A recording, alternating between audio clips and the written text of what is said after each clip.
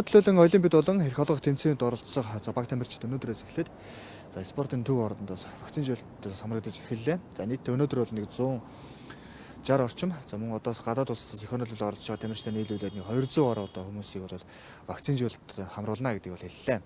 За хоёр дахь тун манай 4 сарын 7-нд тавигдах юм байгаа.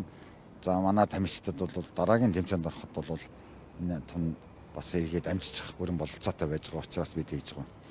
За мэдээж вакцины хэлгээд байгаа хүмүүс чинь бид нар гадаад дотоод тэмцээнд явхад одоо олон удаагийн PCR өгөхгүй шууд ногоон бус руу орж тэмцээн оролдоонд орох.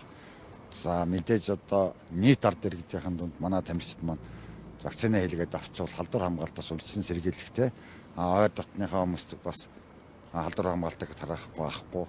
За тэмцээн оролдоонд ороход айж имэх сэтгэл зүйд манай дарамт авахгүй учраас манай нийт багш тамирчид маань энийг хэлгээд эхэлсэндээ баяртай байгаа. Олимпийн наадмыг зорихоор 17 тамирчин эрхээ аваад байна. За эх 4-р сараас эхэлж сар дахалтай холбоотойгоор хойшлоод байсан эрх олгох тэмцээн уралдаанууд зохион байгуулагдж эхэлнэ. Нийтдээ манай улс 35-аас дээш эрх авна. Цаашлаад оролцсон төрөл бүрт өндөр амжилт гаргана гэсэн зорилт дэвшүүлээд байна. Цаашдаа манай бүх тамирчид маань 4 сарын 5, 6, 7-нд одоо манай чөлөөтөх боксын шгшээ баг маань Германд, Чехэд олон улсын тэмцээнд Польшид залуучуудын дэлхийн авраг гэдэг. Ингээд бүх эрхийн тэмцээнүүд маань ингээд 3-4 сараас эхлээд 6 сарын дундуур хүртэл эрхийн тэмцээнд эхэлнэ. За үндэсний шгшээ багийн бүрэлдэхүүнд 270 тамирчин харьяалагддаг.